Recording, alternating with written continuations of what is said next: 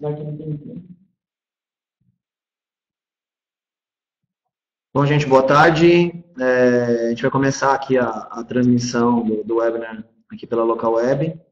Eu só para ter certeza, como tem bastante gente chegando ainda, se vocês puderem me dar um ok de que o som tá bom, de que vocês estão recebendo o vídeo, só quem puder entrar no chat já e fazer isso, assim que eu começar a receber as primeiras respostas aqui, a gente já começa a apresentação. Bom, estão vindo já, então aparentemente está ok. Essa apresentação, ela foi desenvolvida em cima de uma série de problemas que eu mesmo tive como sócio de uma agência, agora de um grupo de comunicação, e o meu primeiro pensamento foi com um público um pouco mais iniciante, mas eu acredito que talvez tenha bastante gente aqui mais avançada. Se vocês puderem até aproveitar, então, já me dizer um pouco da onde vocês estão falando e o que vocês fazem, se vocês são agência, se são cliente, estão em áreas de coordenação de equipe ou não, porque eu consigo dar uma direcionada no que eu vou falar aqui.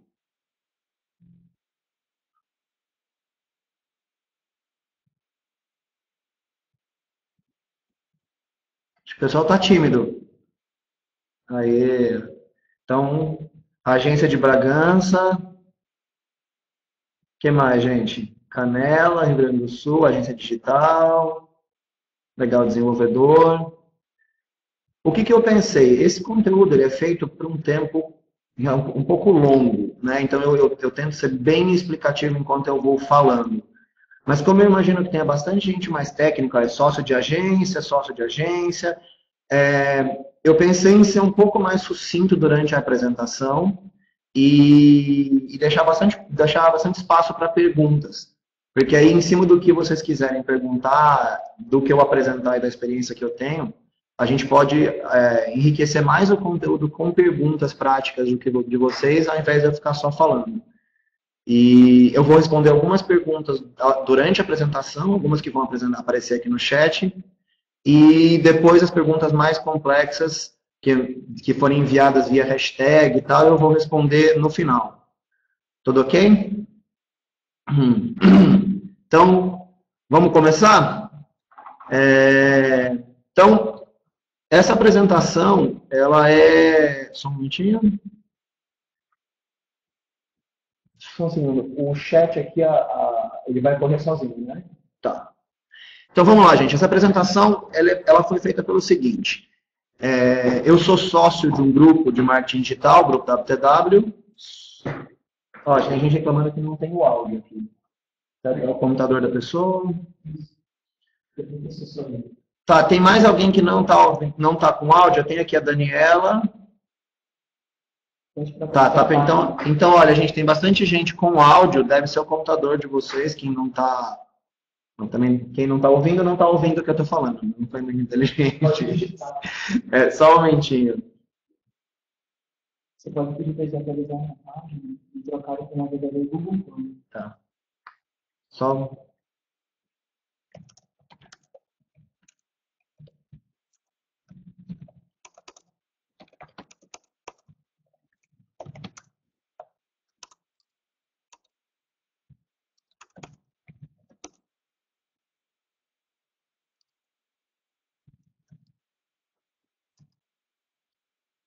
Tá, vamos lá então.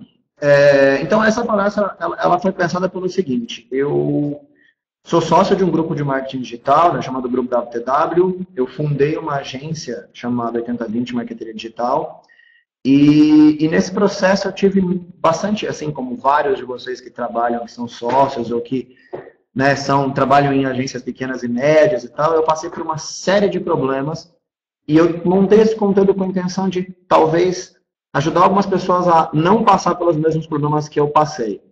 Eu vou iniciar contando um pouco da minha história, de como que eu fundei a agência e como que foi o meu passado para me levar a montar a agência. Isso vai ser importante para eu explicar algumas coisas mais para frente, porque eu tive os problemas. Então, eu vou começar aqui. Eu falo, né, o nome do conteúdo é Como Gerir uma Operação Digital do Financeiro à Entrega. E eu começo falando por onde começar ou por onde não começar, né? E lembrem que esse conteúdo ele pode ser tanto para quem tem agência, como para quem pretende ter uma, ou mesmo para quem é gerente de agência e quer melhorar as suas habilidades como gestor. E eu gosto de começar contando essa história por esse slide.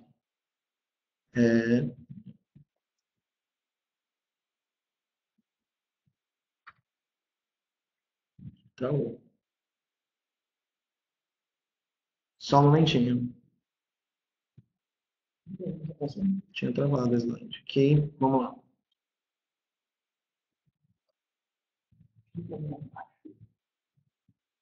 Só um momentinho que travou o slide aqui. Bom, isso.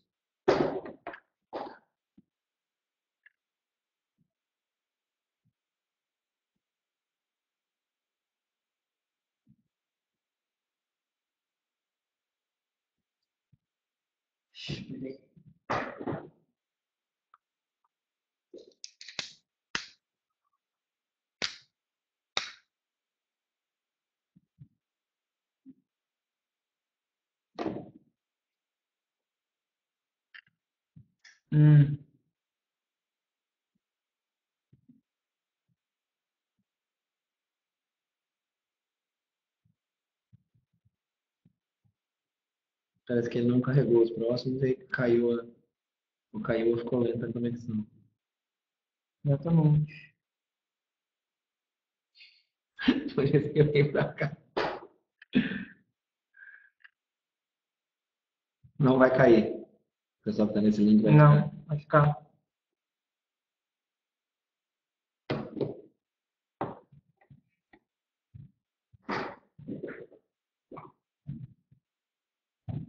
Deixa eu mexer aqui. Sacou o que eu tô. Mas tá certo. Eu falei mesmo. Cara, se eu estivesse em casa agora, eu ia estar com pânico. Assim, puta que pariu, não deu mais. Mas então, é super comum a gente ter esse tipo de problema.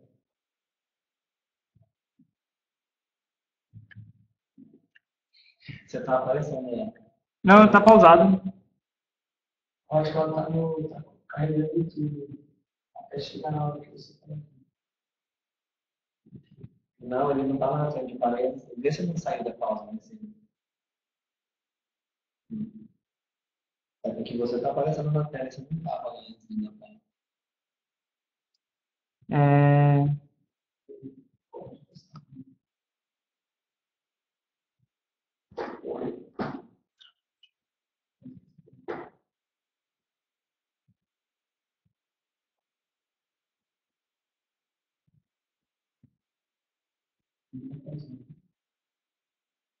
Entrei aqui, você vai ver.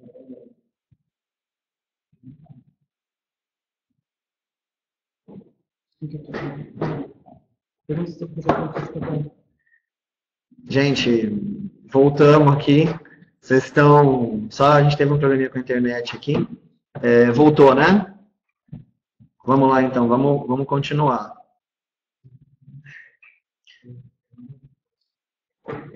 Deixa eu só perguntar para ver se tem todo mundo ouvindo.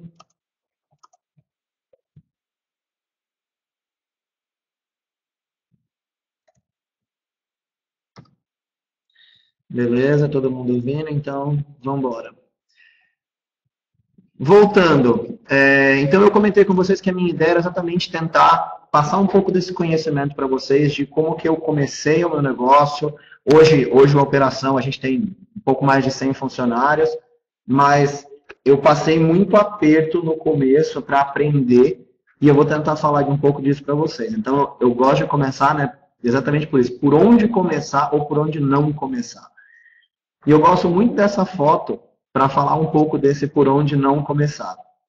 Se vocês forem perceber por essa foto, isso aqui sou eu na faculdade, e é perceptível que eu não fiz publicidade nem administração. Eu sou biólogo de formação, e como eu sou biólogo, eu não tive nenhum treinamento para ser empreendedor, para nada. E o que eu vejo a gente tem muito costume de falar, no Brasil é assim, mas Eu vejo que a universidade, de forma geral, em qualquer lugar do mundo, e talvez em alguns lugares menos, mas em muitos lugares, a gente não é formado para ser independente, ou para empreender, ou para gerenciar. Nós somos formados para executar uma função. Então, eu fui treinado para ser biólogo. Mais claramente, eu fiz uma universidade federal, então eu fui treinado para ser professor acadêmico. E eu acho, somente entendo falando que o áudio não está ok. O que não está ok? Ele está estourando, você não está me ouvindo? Deixa eu ver se eu baixo um pouco o volume, talvez. Deixa eu...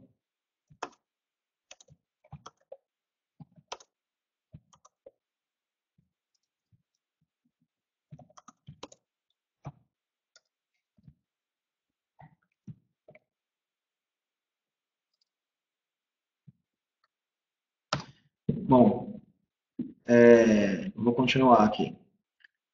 Tem algumas pessoas que não estão me ouvindo, mas no geral está todo mundo ouvindo? Ixi, deu falha no envio. Será que tá com... Não, ok, gente? Pode continuar então, né? Vamos lá. Tá todo mundo ouvindo. Então, o que eu vejo a nossa universidade, ela treina a gente para executar uma função. E foi assim que a universidade surgiu lá na Revolução Industrial. Ela treinava, se você vai para a área de administrativa, você aprende só administração, se você vai para a área de operação, você aprende só a executar uma função.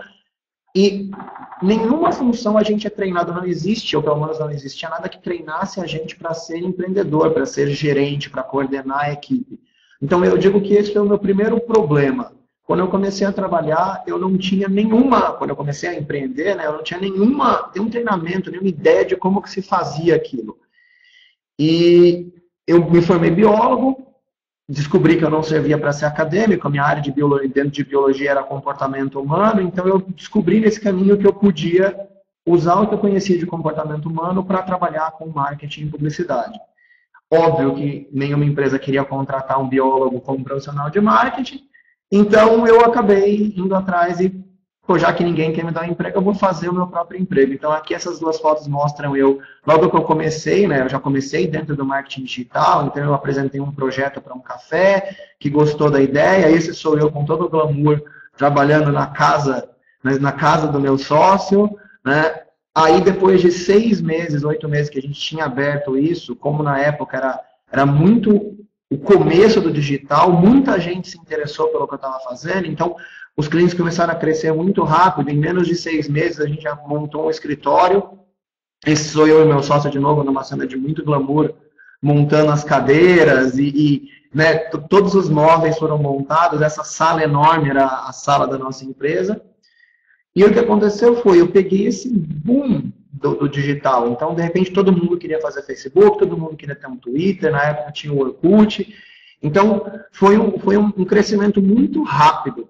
E exatamente por eu não ser administrador, não ter nenhum treinamento de empreendedorismo, a empresa ter crescido muito rápido, eu não percebia que, na realidade, a empresa não tinha uma organização financeira administrativa. Então, eu estava crescendo, mas eu estava crescendo naquele modelo conta de padeiro. Então... Gente, vamos lá. Acho que problemas técnicos resolvidos aqui. Parece que a gente não consegue sair desse slide que estou eu aqui abraçando a árvore, né? Só para a gente ter certeza. Então, agora vai. Eu que não sou o cara mais fã do Mac do mundo, teve que aparecer um Mac aqui para resolver o problema. Então, vamos lá. Voltamos aqui para o Abraçando a Árvore, então. Então, como eu falei, eu acho que a universidade, não só brasileira, mas em geral no mundo, ela não forma a gente para ser empreendedor, né? Nem gerente, nem nada. Ela forma a gente para ser técnico. E aí eu contei para vocês essa história, já que eu tinha me formado em biologia e a minha área era comportamento humano, e eu descobri que eu não servia para ser acadêmico, eu queria fazer algo prático dentro da área de comportamento. E eu percebi, poxa, eu posso usar esse meu conhecimento de comportamento para publicidade e marketing. E aí, óbvio, ninguém queria contratar um biólogo para trabalhar com marketing, então eu fiz o que muita gente faz, eu criei o meu próprio emprego e fundei uma agência e tal. Isso é a versão bem resumida da história. Então aqui, eu falei, eu tô do glamour, né, na sala da casa do meu sócio, a foto do primeiro projeto que eu apresentei. E eu tenho bastante orgulho desse começo, mas óbvio, eu era um biólogo me aventurando na área não só na área de comunicação e marketing, também como sendo empresário. Então, eu tinha, eu tive aí um caminho de muita pedra para atravessar. E aí o que aconteceu foi, a gente abriu a agência em 2009, comecinho de 2009, pegamos o boom do digital, então muita gente queria estar na internet, queria ter um Orkut na época, queria ter um Twitter, e a agência cresceu numa velocidade inacreditável, assim. Então vocês imaginam, eu não tinha nenhum treinamento como administrador, e a empresa cresceu muito rápido. Então a gente saiu de eu e meu sócio na sala de casa, para 6 meses estar com esse escritório aí, né, sem nenhum glamour, mas já era um escritório com uma equipe, recebendo cliente. E em menos de 2 anos a gente já estava com uma equipe de 20 pessoas. 1 ano e 8 meses, alguma coisa assim, quase 2. Aqui, não, óbvio, né, no dia de tirar foto da empresa sempre tem os que faltam, acho que nessa foto deve ter 16, a gente já tinha 20 ou 22 pessoas com 2 anos de empresa. Então vocês podem ver que assim, eu realmente acredito que o nosso crescimento foi meio assim fora de um padrão. E aí eu trabalhava muito com aquela conta de padeiro. Eu ganhava mais do que eu gastava, estava lindo. Mas o que aconteceu, né? Então a gente começou, né? A agência cresceu, a equipe cresceu, nós saímos daquela salinha, fomos para uma sala maior, mudamos para essa casa que vocês estão vendo aqui. E essa casa foi assim, a época do paraíso. Era uma mansão, era gigantesca, cabia um monte de carro no quintal, a gente fazia festas. E foi um período incrível. Mas a questão é essa, eu não sou administrador. E eu fui apanhando muito até eu perceber que a empresa não estava girando tão bem quanto deveria. O que é isso? Eu não formei líderes, eu não tinha uma estrutura financeira organizada, e essa foto, a gente tinha uma liberdade muito grande da equipe brincar comigo, eu cheguei na agência de viagem, e aí a equipe da agência, né, fez essa cena linda da foto. Embora isso fosse uma brincadeira, isso demonstrou algo muito maior. Demonstrou que a equipe estava insatisfeita comigo, né? Era uma brincadeira, mas mostrava uma insatisfação real, porque como eu estava perdendo o controle, tanto administrativo como de gestão, as entregas estavam caindo a entrega, começou a cair na qualidade da entrega, começou a cair o número de clientes, aí os problemas financeiros começaram a realmente aparecer, e não quer dizer que a gente não fosse bom, a gente tinha uma qualidade incrível de entrega, mas é o que eu disse, eu não preparei a empresa para esse crescimento, eu não tinha a experiência necessária para esse crescimento. Então, o que aconteceu? Quando eu vi que eu estava nessa situação, eu sentei para conversar com 2 parceiros, que eram de uma outra empresa, eu era sócio da empresa de marketing digital, e a gente tinha uma empresa parceira que era de desenvolvimento de sites. Eles que desenvolviam tudo o que a gente precisava. Foi muito difícil encontrar um parceiro para desenvolvimento. Acredito que essa deve ser uma realidade ainda de muita gente. É difícil demais encontrar uma empresa de desenvolvimento que consiga entregar com o mínimo de uma qualidade esperado, não só para uma agência, mas como para os clientes finais. E eu tentei para conversar com esses parceiros, inclusive os dois são administradores de empresa, e falei, olha, a minha empresa vai bem, eu tenho uma equipe grande, a gente fatura legal, mas está muito claro que eu estou perdendo o controle da empresa. E aí, nós resolvemos fundir as empresas. Então, o que acontece? As nossas empresas eram de tamanhos parecidos, mas eu, como marqueteiro, a minha empresa era absurdamente mais conhecida que a deles, a cidade inteira falava do nosso nome, a gente já era a agência mais desejada para trabalhar, e a empresa deles era muito menos conhecida, mas ela tinha uma lucratividade muito maior que a minha. Essa é a grande diferença de uma agência administrada por por um biólogo, marqueteiro barra aspirante publicitário e uma empresa administrada por administradores. Então essa foto aqui foi a foto do dia da fusão. E logo que a gente fundiu, a gente fez um propósito de empresa, que era, a gente quer ser full digital, a gente quer conseguir realmente entregar, e não dizer que entrega, mas entregar tudo que o digital faz com qualidade. E aqui foi a gente fazendo os planos, então, de como é que seria a junção dessas duas empresas, uma que tinha uma capacidade de desenvolvimento em várias áreas, com várias linhas de programação, e a minha agência que entregava bastante coisa em dígito. Mas o que a gente percebeu? Falou, não adianta a gente sair dizendo que a gente faz app, que a gente faz, cara, todo o universo de coisas, SEO, mídia, se a gente não tiver uma real capacidade de entregar tudo isso. E foi que a gente falou, não, então vamos se colocar no mercado para comprar empresas, para comprar outras empresas que tragam esse know-how que a gente não tem. E aí a gente começou. Então a gente comprou primeiro uma empresa de performance de e-commerce, depois comprou uma empresa em que a gente revende hospedagem, e a gente foi crescendo. E esse mapa foi, o primeiro mapa foi o do dia que a gente fundiu, e o segundo mapa foi logo que a gente comprou a segunda empresa. Então a gente tentando encaixar como é que ia ser ter várias empresas dentro de uma mesma sede, conseguir manter a qualidade do serviço, a independência da empresa para não ser... Porque eu acho muito difícil ter, não só do ponto do cliente, mas gerenciar uma equipe que entrega tudo com qualidade, tendo todo mundo no mesmo lugar. Então, hoje no grupo, as empresas ainda são independentes, então a gente tem a agência, tem a empresa de hospedagem, tem a empresa de desenvolvimento, tem a empresa de performance de e-commerce, agora a gente tem uma agência de off, então a gente saiu só do digital e agora a gente está entrando no 360. Então, foi um trabalho bem complexo para a gente chegar nisso.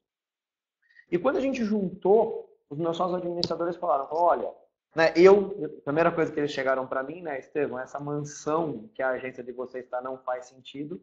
Nós temos que, e a palavra de ordem e administração, né, reduzir custos. Então, nós juntamos as duas empresas na casa menor. Então, vocês podem ver, a equipe tinha um apelido carinhoso de cadeião, porque era muita gente num espaço muito curto. Mas, nesse momento, a gente fez um acordo com a equipe que era... Gente, nós vamos passar um período aqui de 6 meses a 1 ano nessa estrutura para que a gente possa migrar para uma estrutura realmente incrível, mas planejada para a gente, que esteja de acordo com o porte da empresa. E assim foi, e depois de 1 ano e meio quase, quer dizer, a gente tinha falado entre 6 meses e 1 ano, mas depois de 1 ano e meio nós mudamos para essa sede. E aí, poxa, toda estruturada, toda planejada para a gente. Então, isso já muito tem a ver com a questão de administração. Então, toda a estrutura de planejamento financeiro para se estruturar numa sede dessa. Aqui em cima vocês podem ver os logos das empresas que a gente tem hoje. Então, a 80/20, que é a agência de marketing digital, a gestão ativa, que é desenvolvimento de sites, a Mais Empresas, que faz performance de e-commerce, a Superbiz, que tem a parte de hospedagem e sites alugados, e a Content, que foi a última aquisição, que é a agência de off.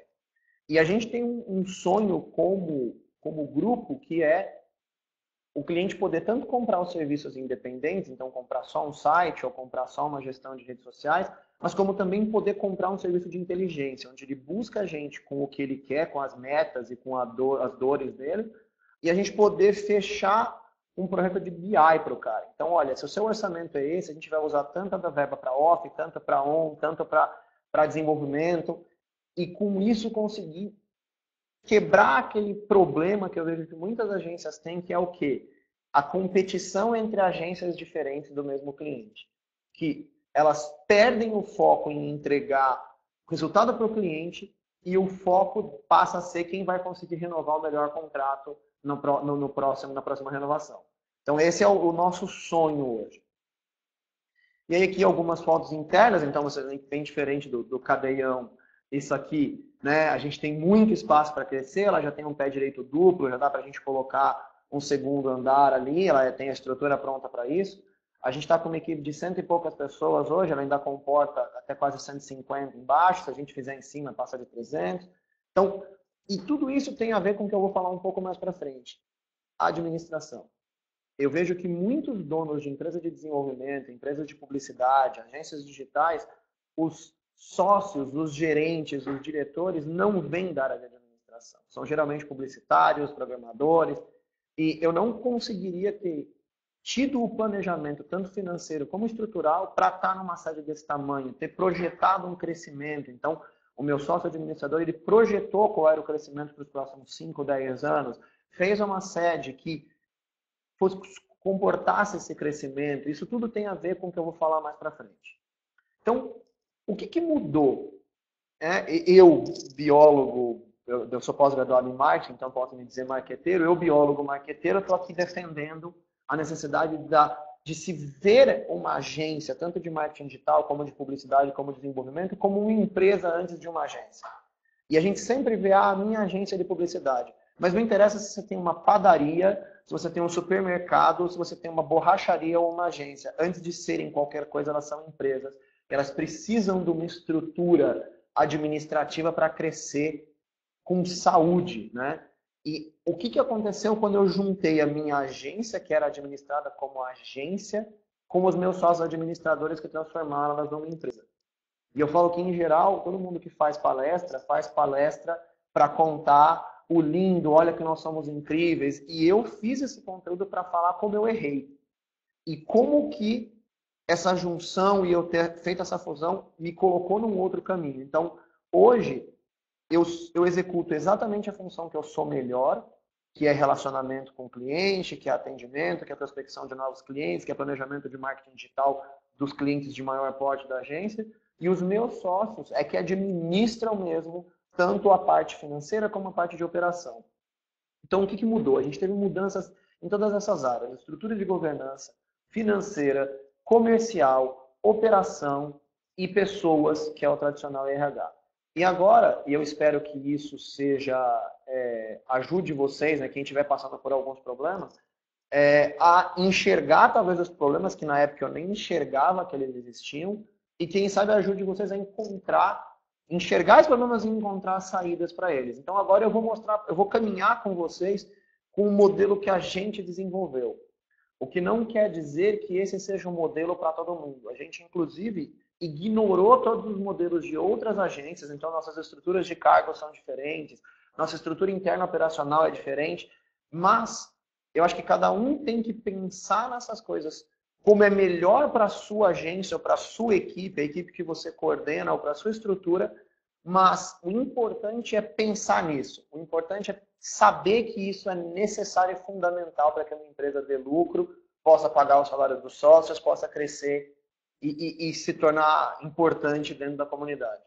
Então, dentro de governança, eu gosto muito dessa frase, né? Eu sou sócio 4 dias por ano e os outros 361 eu sou funcionário. E como a gente está num ano bissexto, esse ano finalmente eu vou ter um dia parado. Por que isso? Porque eu sou funcionário, eu não sou dono. Eu sou o dono 4 dias por ano, porque a gente tem uma reunião trimestral de diretoria, onde a gente determina. Então, na última reunião do ano, a gente determina o que vai acontecer para o ano seguinte. E nas outras reuniões, a gente faz acompanhamentos para ver se as metas e o que a gente determinou está acontecendo, ou se precisa ser feita alguma mudança. Mas nesses dias eu sou dono. Nos outros dias eu sou funcionário. Hoje eu sou diretor de marketing e expansão. E é isso que eu faço no meu dia. Né? Então, o sócio respeita o cronograma, o organograma e as regras. O meu sócio, diretor-geral, ele é meu chefe no dia a dia. Então, não existe o meu sócio chegar para mim e me dar uma determinação e eu falar, não, quem é você? Não, eu sou o funcionário naquele dia.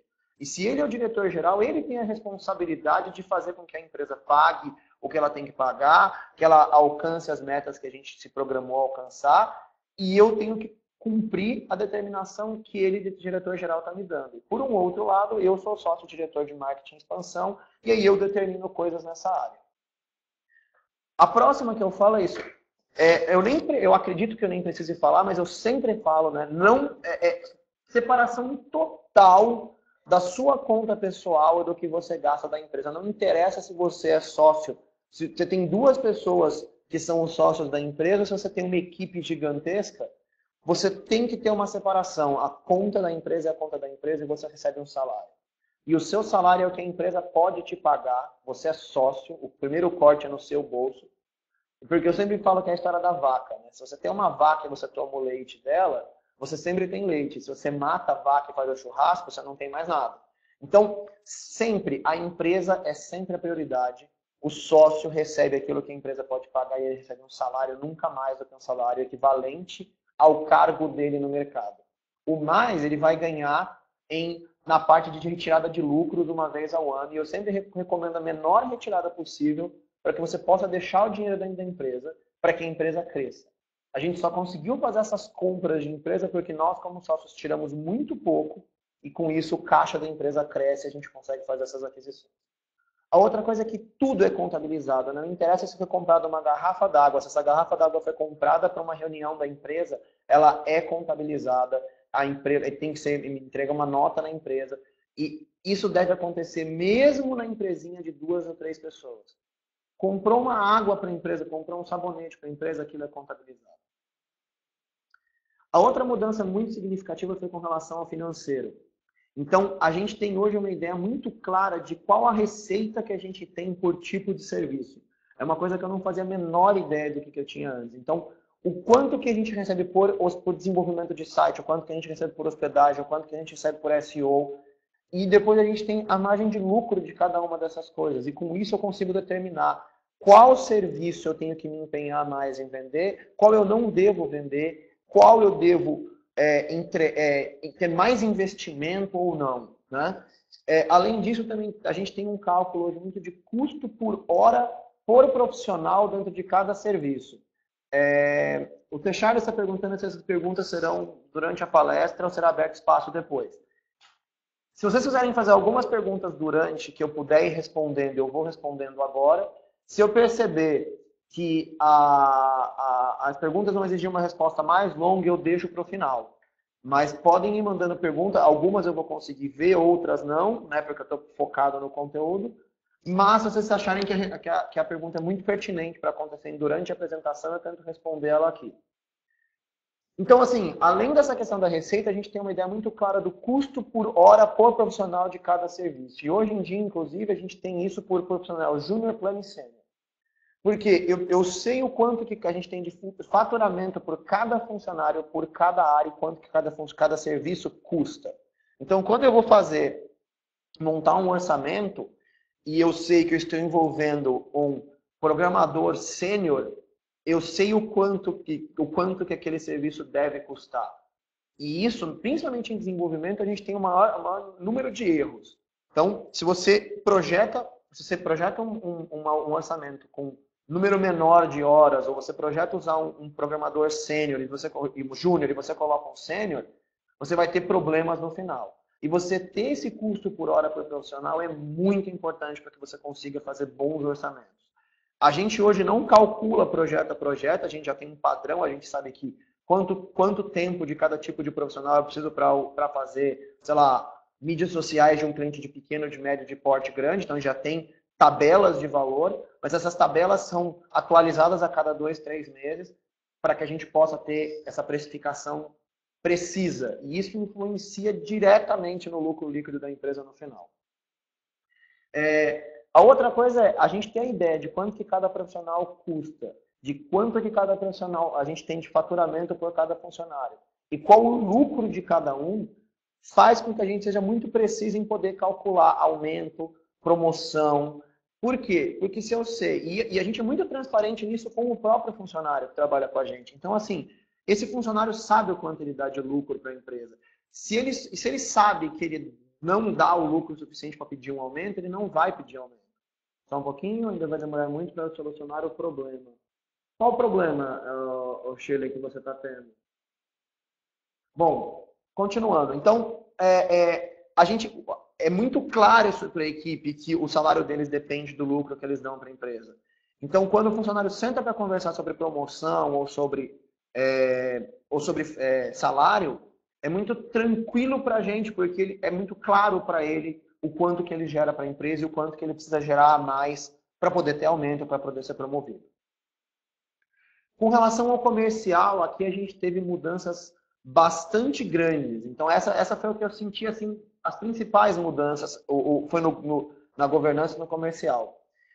O comercial, como a gente é uma empresa de serviço, né, como a agência era uma empresa de serviço, a gente tinha muito cliente de FII, né, que tinha um valor de mensalidade fixa. E isso sempre deu para a gente uma tranquilidade muito grande. Afinal de contas, eu sabia que eu tinha tanto a receber por mês. Então, nosso crescimento era muito baseado em indicação, que eu falo que é o crescimento linear. Né? Você entra um cliente no mês, entra um cliente no outro, aí cai um outro cliente. Então, esse crescimento ele é lento. E com a entrada dos meus sócios, a empresa deles era uma empresa de desenvolvimento. Então, eles tinham que vender site todo mês para pagar a conta. E foi muito legal essa mistura de pensamentos. Porque a gente começou com isso, a colocar serviços mensais dentro da empresa de desenvolvimento. E a agência começou a pensar em captação ativa de clientes. Isso foi bem interessante. Então, uma das coisas que foi muito legal é, a gente tem a frase que guia todo mundo dentro da empresa é que a gente não acredita em lucro desprovido de propósito. Então, o que é isso? A gente nunca entrega, nunca faz uma proposta, nunca oferece para um cliente algo que a gente não acredite que é a melhor solução para o problema dele.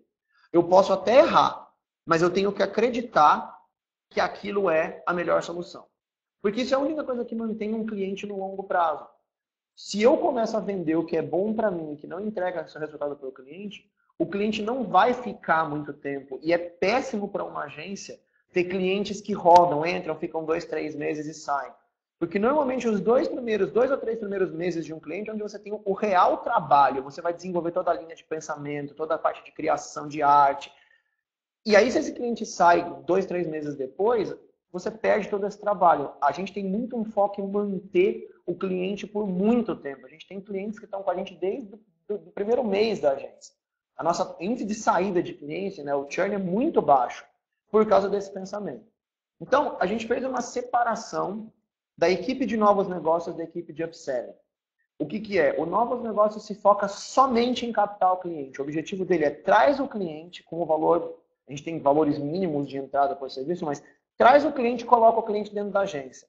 Uma vez que o cliente está dentro da agência, ele cai para um gerente de contas que vai cuidar do dia a dia desse cliente. E aí, caiu o microfone aqui. E aí, esse gerente vai ter que se preocupar muito em dar resultado para o cliente, para que o cliente queira ficar e ele consiga vender mais serviços para esse cliente. Então, com essa mudança, a gente faz com que o comercial não se preocupe em vender coisa errada para o cliente, vender o que vai fazer ele bater metas altas, e o gerente tem que se preocupar muito em dar retorno, bater meta desse cliente, para que o cliente fique e renove o contrato, e aumente o contrato e compre ações pontuais. A outra coisa é meta. Então, a gente tem meta para o comercial, e era uma coisa que eu não tinha ainda toda essa estrutura na época, eu tinha metas muito simples, as nossas metas são quebradas em vários serviços, em entregas diferentes, mas a gente sempre fez metas que não abandonam esse nosso propósito de vender a melhor solução. Isso para a gente é a coisa mais importante de tudo. A gente já teve caso de cancelar contrato, porque o meu sócio, que é diretor comercial, ele olha todos os contratos que passam e ele falou, olha, isso aqui que você está vendendo não é a melhor solução para o cliente não precisa desse serviço, ele vai gastar o dinheiro dele à toa. E a gente já cancelou o contrato. Mas as metas são importantes porque todos os profissionais precisam saber aonde eles têm que chegar. Para que, né, quem não sabe para onde quer ir, qualquer caminho serve. É uma frase clichê, mas ela é bem útil no dia a dia. Outra coisa que mudou muito no nosso comercial, a estética e a qualidade da proposta. Antes a gente fazia as propostas muito simples, às vezes num Word mesmo, ou num PowerPoint muito básico. E hoje, principalmente na agência, todas as propostas, os clientes são estudados, a gente faz uma pré-avaliação de benchmarking, faz um pré-planejamento para esse cliente, e isso dá um trabalho bastante grande para a equipe de comercial. Mas o nosso índice de fechamento, em alguns casos, chega a 80% por causa disso. Quando a gente chega num cliente, lembrando assim, eu não sei se cheguei a falar para vocês, mas o nosso foco é o cliente médio, né? A gente briga por esse mercado, que é um mercado que tem, eu acredito, menos disputa. Você tem muitas pequenas agências que atendem os pequenos clientes e agências grandes que atendem os grandes clientes. E a gente está nesse middle market aí. E nesse mercado, não é muito comum que o cliente receba propostas incríveis quando não é uma concorrência. Então, todas as nossas propostas são muito estudadas. O cliente já recebe esse pré-planejamento. Embora pareça um gasto de tempo muito grande, a gente conseguiu aumentar muito o nosso índice de fechamento, investindo muito tanto em design como qualidade da proposta. E a outra coisa foi uma metodologia sistemática de follow-up. Então, cada um do comercial tem a sua técnica, mas a gente usa alguns sistemas internamente também. E enquanto o cliente não diz não, a cada X tempo que é combinado com o cliente, ou um tempo padrão, dependendo do caso, o cliente vai receber um novo contato perguntando se ele já avaliou a proposta, se ele ainda tem interesse. E, sem ser chato, a gente faz esse acompanhamento de follow-up até que a gente tenha o sim ou o não do cliente. E isso também influencia muito e eu vejo que essa é uma das coisas mais abandonadas em agência. Você manda a proposta, e se o cliente não responde, aquela proposta fica esquecida. E fazer esse follow-up sistemático aumenta também muito o índice de fechamento. Agora a gente vai para a parte de operação. Então, eu estou indo rápido, gente, para deixar o espaço para perguntas. Eu estou só passando os pontos para que a gente chegue nas perguntas e vocês possam me massacrar com as perguntas. Então, na parte de operação, cada uma das empresas que a gente tem o seu formato e cada uma das empresas de vocês vai ter o formato dela. Mas o importante é que esse formato exista, que ele seja documentado e que todos conheçam a operação. Então, só para vocês terem uma ideia, o meu sócio que é o maníaco por operação, ele chegou ao ponto de que ele criou as mesas e existe uma ordem das pessoas sentarem na mesa conforme o fluxo de trabalho que as pessoas vão ter. Por quê? Porque se o cara da redação senta do lado do designer, é muito mais rápido para que ele consiga trabalhar e arrumar aquela peça, ao invés de que ele tenha que levantar, atravessar e 2, 3 mesas depois. Então, lá a gente tem muito claro quem executa cada função, como que o fluxo de trabalho acontece na empresa, e todo mundo conhece isso. Isso foi essencial para que a gente conseguisse melhorar muito a entrega e as margens de lucro. A outra coisa que a gente trabalhou muito, e que eu acho que tanto quem trabalha com desenvolvimento como quem trabalha em agência vai se identificar com isso, que é a questão por pressão por início imediato. O cliente fala, ele te contratou e ele já quer ver um layout, ele já quer que você saia postando nas redes sociais dele. E a gente absolutamente não faz isso. E como que eu consegui não fazer isso? Eu mostro para o cliente, ele recebe um documento onde mostra qual é o fluxo que o trabalho dele vai acontecer. Ele sabe que se ele está contratando um site, o site dele não vai entrar em produção no dia seguinte. Que existe uma fila, que o site dele vai demorar tantos dias para entrar no layout, que o layout, ele vai receber o layout, que quando ele receber o layout, se ele me atrasar para entregar o layout, vai atrasar a entrega do site. E isso é muito descrito para o cliente. Então, por ser descrito, fica claro e ele não te cobra por algo não combinado. Um dos últimos slides da apresentação, eu vou mostrar para vocês o fluxo de trabalho da agência e que o cliente entende que eles esperam de 20 dias a um mês para que o primeiro post do Facebook dele saia. Ou para que, no caso de site, às vezes de uma semana a 15 dias para que ele receba o layout dele, o primeiro layout para aprovação. A outra coisa é planejamento e métricas para tudo. Então, essa é uma frase do meu sócio, por isso que ela está em aspas no slide, não existe campanha sem planejamento e não existe resultado sem relatório.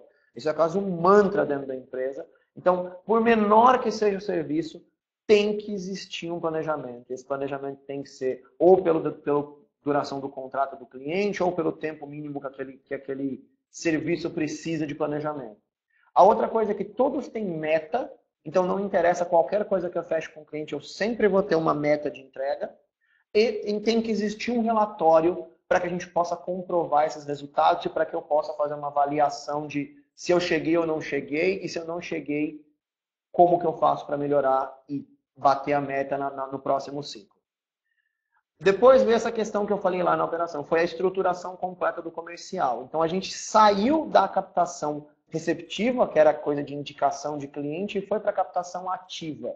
Então, a gente começou a captar lead na internet, começou a ser sistemas de indicação, começou a olhar clientes que tinham bons serviços ou investiam em marketing, mas não tinham um bom serviço de digital. Então, a gente vai atrás desse cliente e fala, olha, a gente percebeu que você tem uma boa marca, você tem um bom trabalho de offline, mas você ainda não está tendo uma boa entrega em digital. A gente pode te apresentar uma proposta? E isso fez com que a gente saísse do crescimento linear e entrasse em crescimento exponencial. Isso foi que fez a gente sair da equipe da agência de 20 e poucas pessoas para uma equipe de 50 pessoas só na agência. Depois, metas para toda a equipe. Só um momentinho. Toda a equipe tem meta. Então, eu coloquei, a gente tem os KPIs mensuráveis e metas e todos devem saber o que fazer.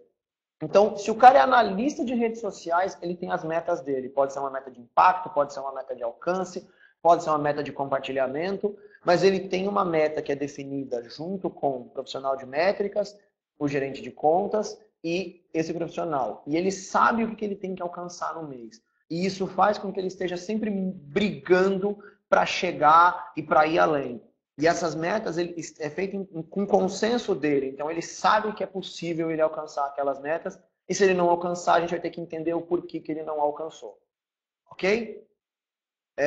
Então, a gente fala que tanto para a administração da empresa quanto para a operação, a gente tem sempre que seguir, e aí isso já veio também dos meus sócios administradores, o PDCA, que é planejar, desenvolver, checar, agir, planejar novamente. Esse ciclo é extremamente importante tanto para a empresa como para o trabalho desenvolvido. Então, se você faz site e você está tendo um atraso em entrega de site, ok, se planeja para melhorar a entrega, desenvolve, checa, descobre onde foi o erro, por que atrasou e age para corrigir isso.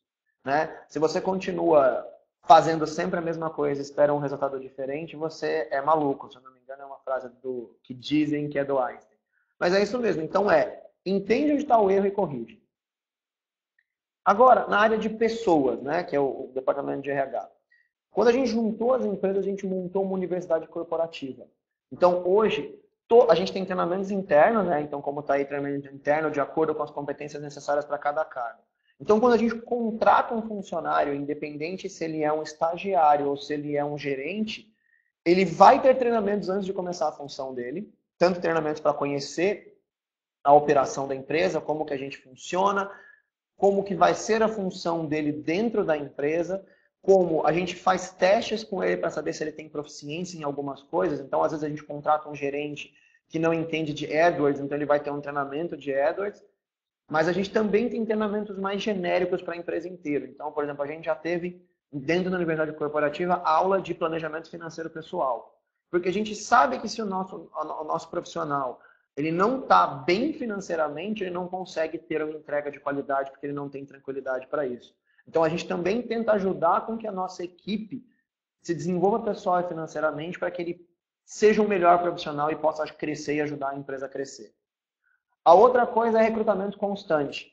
Né? A nossa sede operacional está em Campo Grande, no Mato Grosso do Sul. Eu fico no escritório de São Paulo.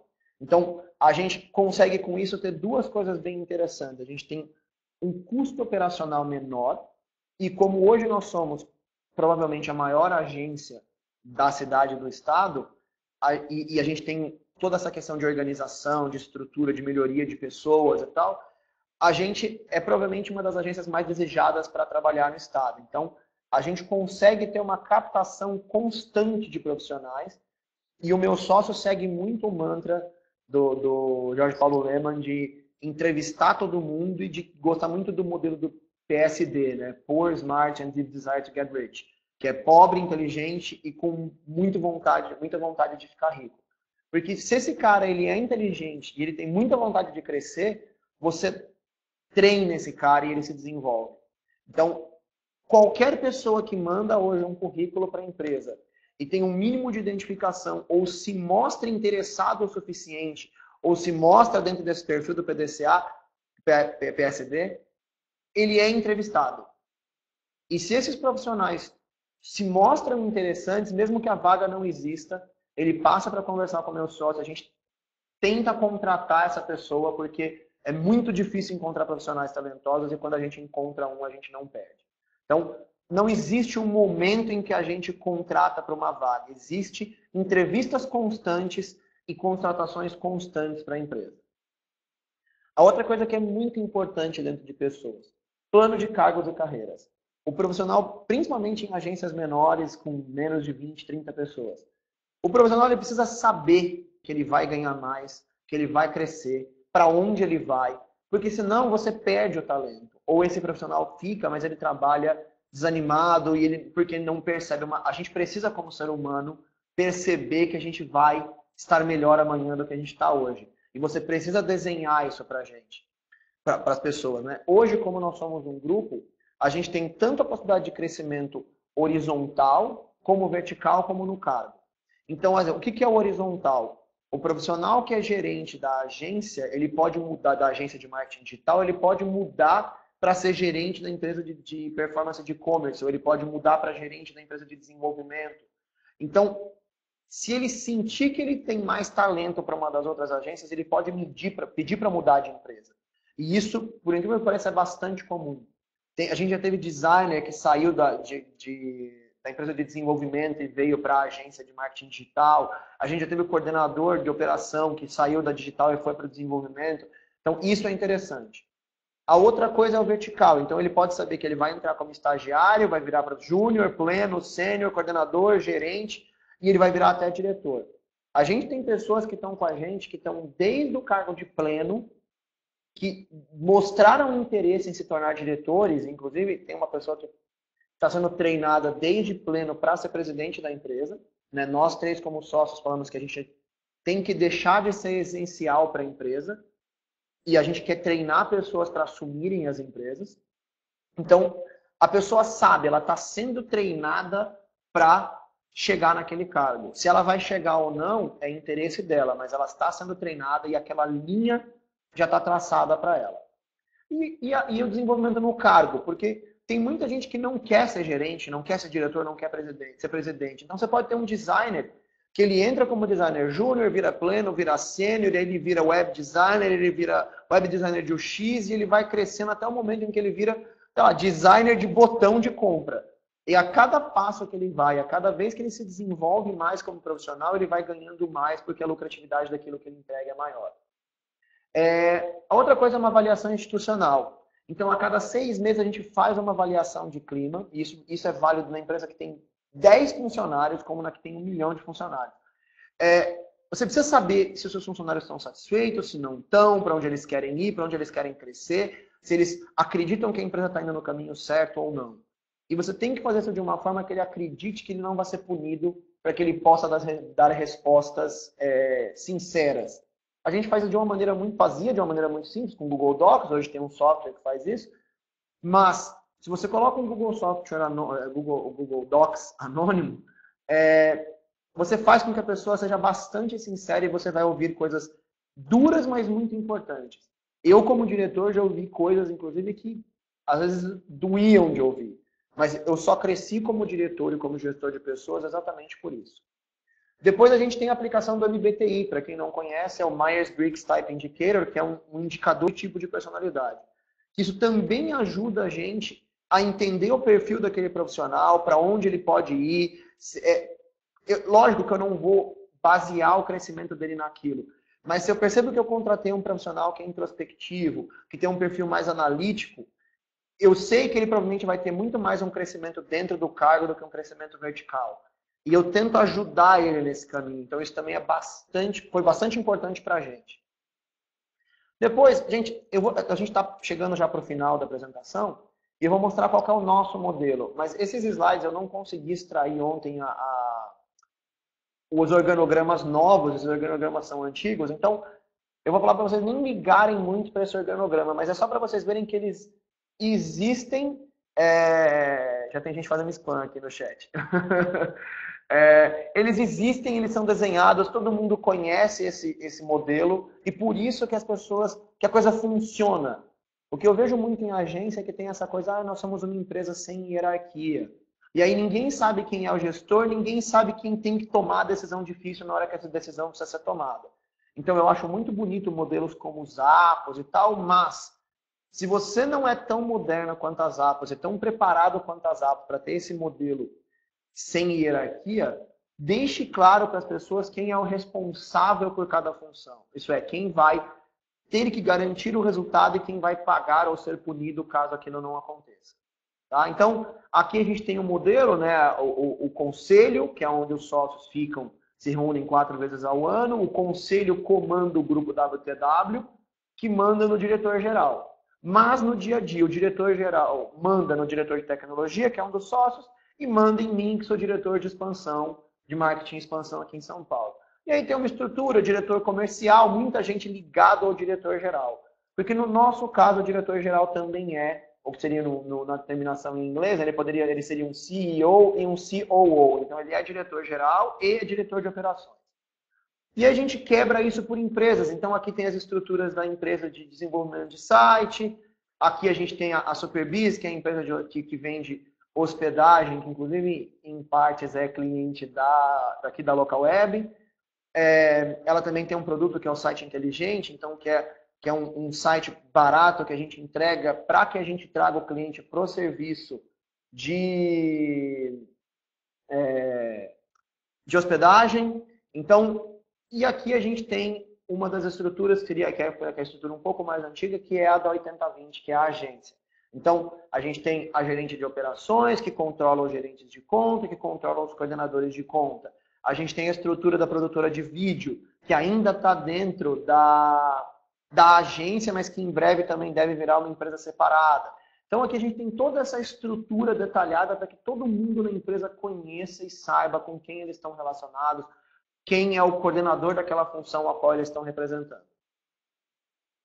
E aqui eu coloquei para vocês, e essa é a parte onde vocês provavelmente vão precisar usar o Zoom para aumentar o slide, mas isso aqui é o fluxo de trabalho do momento em que o cliente entra na agência ao momento em que o contrato vence e a gente vai tentar fazer um upselling para esse cliente. O Zoom, só um momentinho, o Zoom fica onde mesmo? Tá, ele vai falar para vocês aí, porque talvez vocês tenham que dar uma aproximadinha nesse slide. Mas então, como é que funciona esse fluxo de trabalho? Então, a gente vai lá, o comercial captou o cliente, trouxe o cliente quer fechar. Então tá, a gente tem a parte de captação e fechamento, que quem é responsável é o novos negócios. A partir do momento em que ele gostou, ele gostou da proposta, do pré-planejamento, ele assina o contrato. E a parte mais importante, não existe um palito mexido na agência sem contrato assinado. Isso foi doído, a gente perdeu muito cliente por isso, mas o cliente tem que entender a responsabilidade e a seriedade daquilo. Então não existe um trabalho começar sem o contrato assinado na mesa do financeiro. Então, ele entrou para a agência, esse cliente, e esse também foi uma outra coisa que a gente demorou para chegar, mas que hoje é bem feito dentro da agência, ele sai do novos negócios e vai para o gerente de contas. Por quê? Porque a gente quer os novos negócios gerando novos negócios. Eu não quero os novos negócios atendendo o cliente. Se ele investe um tempo dele atendendo o cliente, ele deixa de estar investindo o tempo dele como novos negócios para trazer novos clientes. Então a gente faz o que a gente chama de passagem de bastão. O cliente precisa entender que agora ele tem um gerente de contas e que ele vai trabalhar com esse gerente de contas.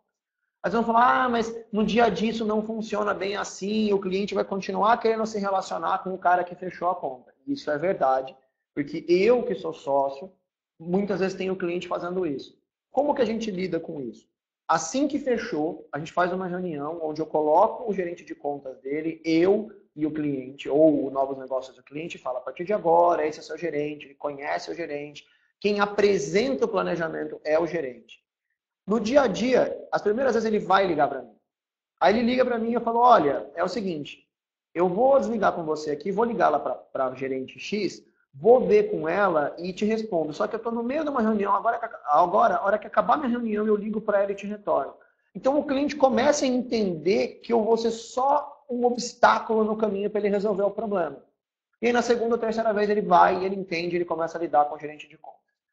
O gerente de contas pegou aquela conta, começa o planejamento e criação de KPIs, que é feito pelo planner mais profissional de métricas da agência. Feito o planejamento, aprovação, isso vai planejamento e a determinação de metas e KPIs, isso vai para a gerente de contas que leva para a aprovação do planejamento com o cliente. Planejamento aprovado, ele volta para a empresa e ele vai para o breakdown e alocação de recursos. Então, o gerente de contas, usando o Trello e esqueci o nome do software, eu não consigo ver no slide aqui.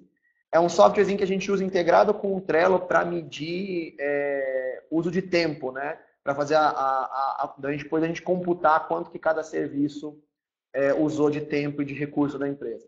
Então a gente faz esse breakdown, a gente usa o Trello, quebra as funções para cada profissional tem lá as suas harvest, obrigado, Milton.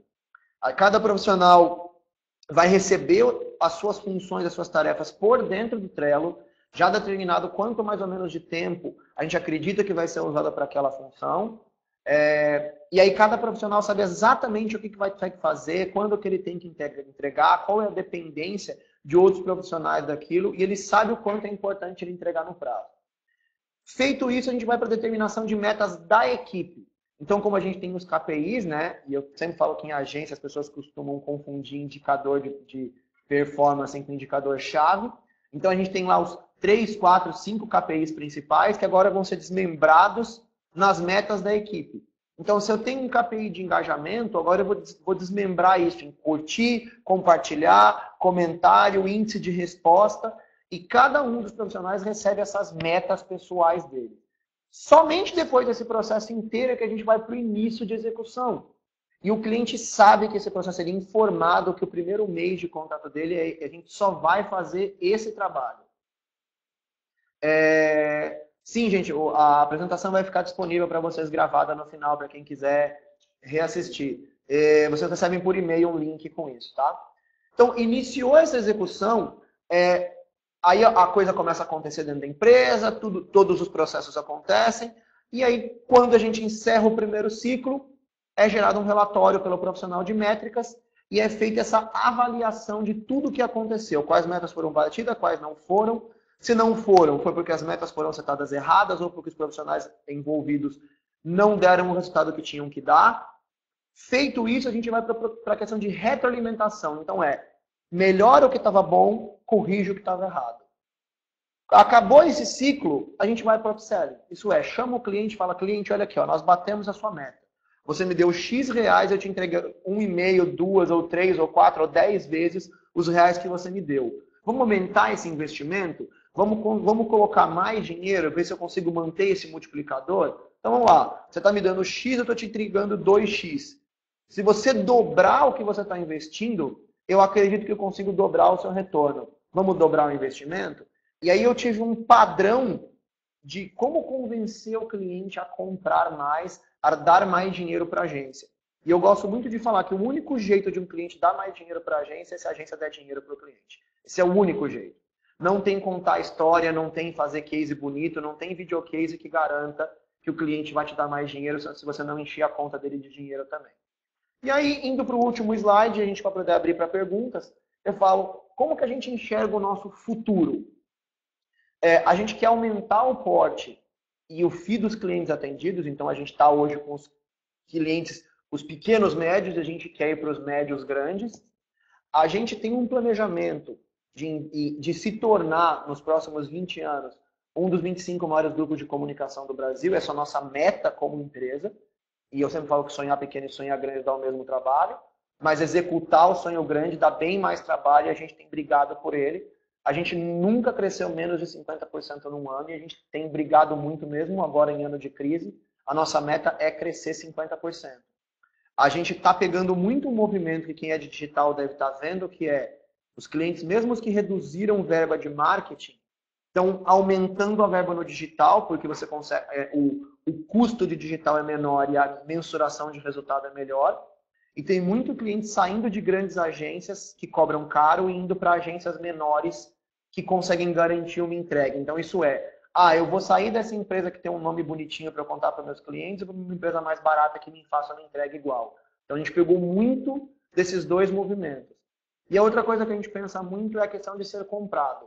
A gente não quer ser comprado, a gente não está se programando para isso, mas a gente sabe que o mundo corporativo hoje é compra, seja comprado. Então, a gente tem uma estrutura toda preparada. Todos os nossos funcionários são CLT, todos os nossos softwares são certificados, toda a contabilidade da empresa é certinha. E se em algum momento isso for uma melhor solução para a empresa crescer e alcançar o objetivo, que é ser um dos 25 maiores grupos de comunicação do Brasil, a gente está pronto para isso. E era isso que eu tinha para apresentar para vocês. E agora a gente abre para perguntas. Eu já vi que tem 10 perguntas aqui, eu vou começar por elas. E quem quiser mandar pergunta, agora eu estou aberto para vocês descerem o sarrafo em mim aqui. Vamos começar aqui. Que regime de contratação você utiliza para os seus colaboradores? Cara, CLT, todo mundo recebe por dentro, não tem absolutamente nada de errado. Por quê? Se você cresce contratando, pagando por fora, você está maquiando o seu percentual, o seu resultado no final. Então, a minha margem de lucro está maquiada e com isso eu não consigo crescer de maneira real. Então, se eu estou lá pagando o cara como PJ e tendo um custo menor, em algum momento eu vou ter que colocar esse cara como CLT e aí vai ferrar minha margem de lucro. Então, tudo, absolutamente tudo é por dentro. Foi muito difícil no começo, fez com que a gente, sócio, ficasse muito tempo tendo que se virar para ganhar dinheiro por fora, dando aula, fazendo outra coisa, mas se pagou porque hoje a nossa margem de lucro é real. Pagamento para os sócios pelo lucro, sem prolabore, fisicamente, é melhor? Nós temos hoje tanto prolabore como retirada de lucro. Então, a gente determinou um salário. Quando a empresa era menor, a gente recebia o que a empresa podia pagar para o sócio. Muitas vezes a empresa não podia pagar para o sócio não recebia. A gente fala que o primeiro corte tem que doer no bolso do sócio, para que ele se empenhe em entregar mais. Porque se começa a empresa a não dar dinheiro e eu corto o café do funcionário, quem sofre é o funcionário, não sou eu. E eu sou o responsável em fazer a empresa crescer. Eu tenho que brigar mais para poder dar resultado para a empresa. Mas hoje, como a empresa tem um porte, a gente tem uma equipe já de mais de 100 funcionários, a gente tem um prolabore que foi determinado pelo cargo do sócio e a gente recebe um pouco menos do que se eu fosse um funcionário de uma empresa. Até porque, como eu quero que a empresa cresça, eu ganho menos. Entendo um pouco menos, eu recebo 60% do que o meu cargo se eu trabalhasse numa empresa convencional. E a gente tem uma meta de ficar com 40% do lucro dentro da empresa e distribuir no máximo 60%. Mas nos últimos anos a gente não tem distribuído nem 20%. Então a gente continua, o sócio está passando fome. Gente, eu estou primeiro respondendo as perguntas que foram mandadas durante e eu vou responder depois as que vocês estão mandando agora, tá? Deixa eu só ir dando como respondidas aqui. Só um minutinho. Vamos lá. Então, para uma empresa que não tem fluxo de venda suficiente para utilizar o suporte de uma transportadora e utiliza o correio, como devemos agir quando os correios não cumprem com prazos estabelecidos na entrega? Como devemos agir quando o cliente reclama que o produto não chega? Olha, Lucas, essa palestra não é sobre e-commerce, eu não vou deixar de responder, mas eu vou fazer uma resposta bem sucinta, porque eu acho que o foco mais é em administração da própria empresa. Eu gosto muito de um amigo meu que tem um e-commerce e que assim que ele faz a venda no e-mail do cliente, ele já manda assim, olha, esse é seu código de rastreamento do correio. Infelizmente, para a região onde você se encontra, a gente só consegue enviar pelo correio e o correio costuma atrasar, eu te peço desculpa caso isso aconteça.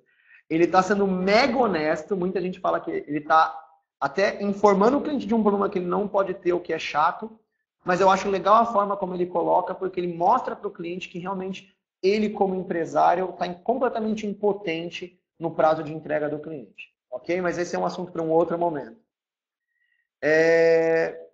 Durante os projetos, como tratar e fechar as gestões de mudança que aparecem sem enfraquecer a relação com o cliente?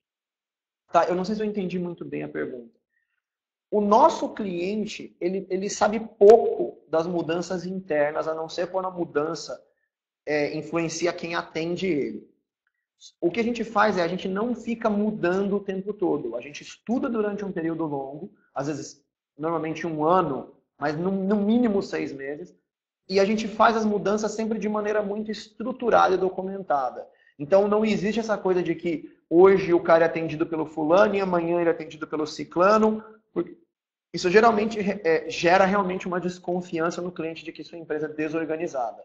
E tentar mexer o mínimo em quem lida com o cliente, porque isso realmente é complexo.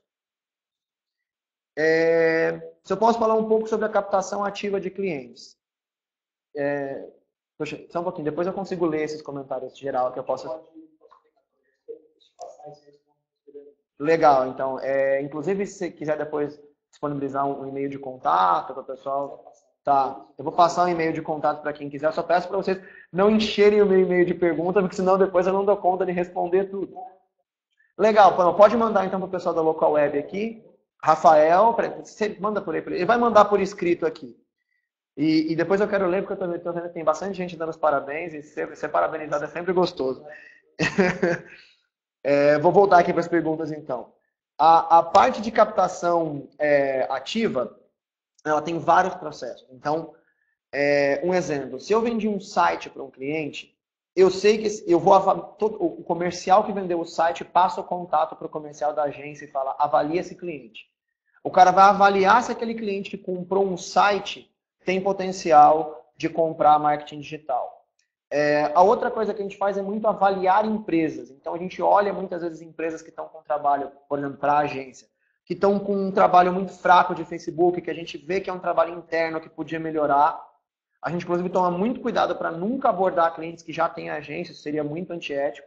Mas se eu vejo que é um cliente que faz, às vezes, in-house, e é um trabalho que eu vejo que ele poderia dar mais retorno, a gente avalia, a gente está constantemente olhando esses clientes, tentando entrar em contato com eles.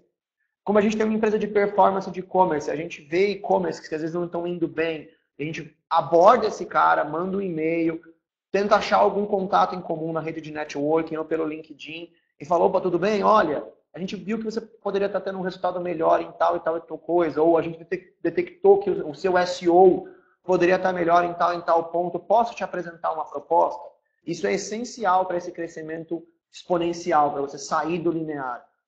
E isso é difícil porque a maior parte dos profissionais de comercial não gostam dessa captação ativa, de ficar no telefone. Mas se você quer crescer, se você quer sair do linear, quer ir para o crescimento exponencial, comercial ativo é, acredito, uma das, se não a única, uma das únicas respostas. Me ajuda com o chat aí, ver se tem coisas que eu devo... Você separa as equipes de produção por novos negócios ou manutenção.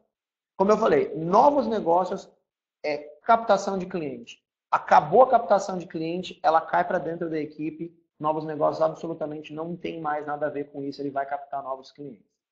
E dentro da agência, a gente separou a agência, isso é uma coisa legal, que eu não falei na apresentação, mas que é bem interessante, que a agência ela é quebrada em 4 outras agências internas. Então a gente tem uma agência de pequenos, uma agência de pequenos médios, uma agência de médios grandes e uma agência de grande.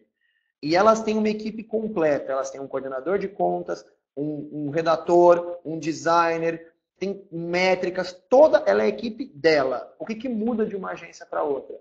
O número de clientes. Então a agência de pequeno vai lidar com 20 clientes, a agência de grande vai lidar com 4. Os meus profissionais mais sêniores estão na agência de grandes, os meus profissionais mais júniores e plenos estão nas outras agências. E aí o profissional dessas agências escolhe se ele vai querer o crescimento horizontal dentro da agência dele, isso é ir para a coordenação da agência dele, ou se ele quer crescer no cargo para a estrutura, para a agência maior internamente.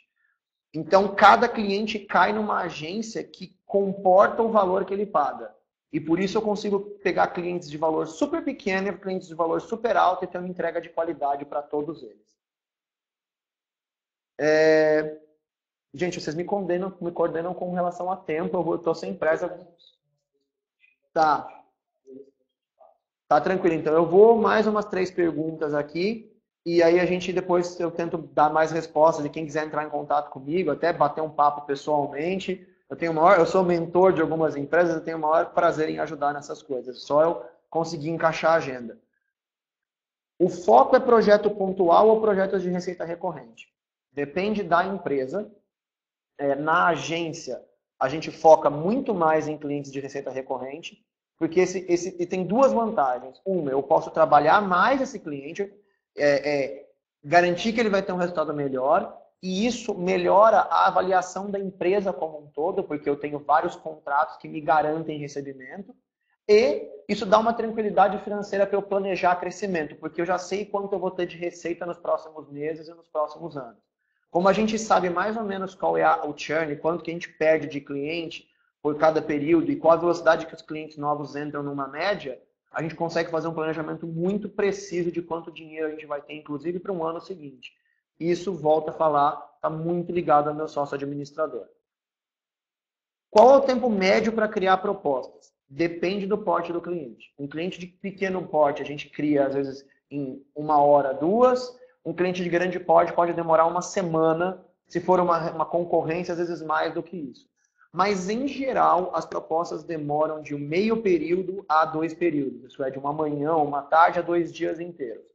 Só quando é um cliente muito grande ou uma concorrência grande que isso vai aumentar. Inclusive porque uma das coisas a gente já tem modelos de criação de proposta. Então tem modelo de proposta de pequeno, de médio, de grande, modelo de proposta de concorrência. A gente gosta muito de ter esqueletos para que os funcionários trabalhem em cima de esqueleto. Inclusive o planejamento, a gente tem um esqueleto de planejamento com todos os slides mínimos e todos os ideais que um planejamento deve conter. Então tem lá benchmark, tem lá avaliação, todas as avaliações de site de concorrente, E aí o cara que está fazendo o planejamento gasta muito menos tempo porque ele não precisa, a cada nova proposta, a cada novo pensamento, desenhar uma nova estrutura. Isso é uma coisa que ajuda bastante na velocidade. Deixa eu ver aqui. Qual sistema de... Peraí, sistema você falou... Ops, saiu o microfone de novo. Então, você falou bastante em qualidade. Concordo plenamente com a sua colocação. Pergunto, durante os projetos, como tratar ou fechar as gestões de mudança? Eu acho que eu já respondi essa pergunta. Ela veio 2 vezes. Espera aí. Qual sistema de gestão vocês utilizam? Olha, a gente utiliza vários. O de gestão financeira, como a gente é uma empresa de desenvolvimento, foi um software que foi desenvolvido por nós. Agora a gente está passando por um ERP. A gente acabou, inclusive, de tirar tudo do nosso sistema interno e passar para um ERP. Eu só prefiro não falar qual é a empresa, porque a gente trabalha com várias empresas e eu tenho vários parceiros de mercado e isso fica um pouco complexo. Mas a gente está, sim, usando um ERP para a parte de gestão administrativo-financeira. E para cada empresa, no geral, para operação, a gente usa Trello mais Harvest. E, poxa, para cada setor, a gente tem um software diferente. Então, assim, o que eu falo no final das contas, o software não interessa. Interessa alguém que preenche o software. Qualquer software que você colocar, desde que seja bem preenchido, bem alimentado, ele vai fazer a função dele. O mais importante é ter alguém que pensa no que ele quer tirar do software. O software é pouco importante se você não sabe o que você quer tirar do software. Última pergunta. O excesso de controles financeiros e tabela de custos por hora não engessam ou dificultam o trabalho criativo e a possibilidade da equipe gerar ideias fora do esperado, do ponto de vista criativo? Eu achava que sim. Eu era o sócio criativo, que monta planner. E o que eu percebi é o seguinte. Primeira coisa o financeiro não é a amarra. Só que a questão é o seguinte, não existe um planejamento que não pague a conta. Porque se o planejamento não paga a conta, ele não pode rodar. Então, o que acontece eu gosto muito, eu sou professor, eu dou aula no Senac, em algumas escolas de formação aqui, e o que eu sempre falo é assim, o período mais criativo do Brasil foi a ditadura militar. Se for ver assim, o boom de criação no país foi isso. Por quê? Porque era um período de altíssimas restrições. E o ser humano não sabe lidar com restrição. Quando você restringe, quando você proíbe, quando você engessa, é aí onde ele vai arrumar um jeito de fazer melhor. E eu falo, não existe criatividade sem restrição. Criatividade sem restrição é maluquice e geralmente não funciona. Eu vou citar um caso sem citar a empresa e vocês vão lembrar. Teve um caso de uma empresa que jogou chocolates na Avenida Paulista. Isso, para mim, foi um tipo de planejamento que não foi avaliado se a conta fechava e se o resultado final ia funcionar. Então, sim, eu acredito em restrição para o criativo. Fechou o tempo? Então, galera, o pessoal vai depois me mandar os comentários de vocês. Agradeço demais o tempo de todo mundo que ficou aqui, as perguntas que vocês mandaram. Entre em contato com o pessoal aqui da Local Web, que vai repassar tanto os comentários como as perguntas, e inclusive o meu contato, se precisar, caso alguém queira marcar alguma coisa comigo, para bater um papo, até para eu poder, talvez, ajudar em alguma coisa de vocês. E eu quero agradecer bastante a Local Web, que me deu a chance de vir aqui falar, e eu estou impressionado com a cidade que é essa empresa. Gente, um negócio, assim, incrível a estrutura. Então, quem estiver procurando uma empresa de tecnologia para trabalhar, recomendo a Local Web, gente. Abraço para todo mundo e até a próxima.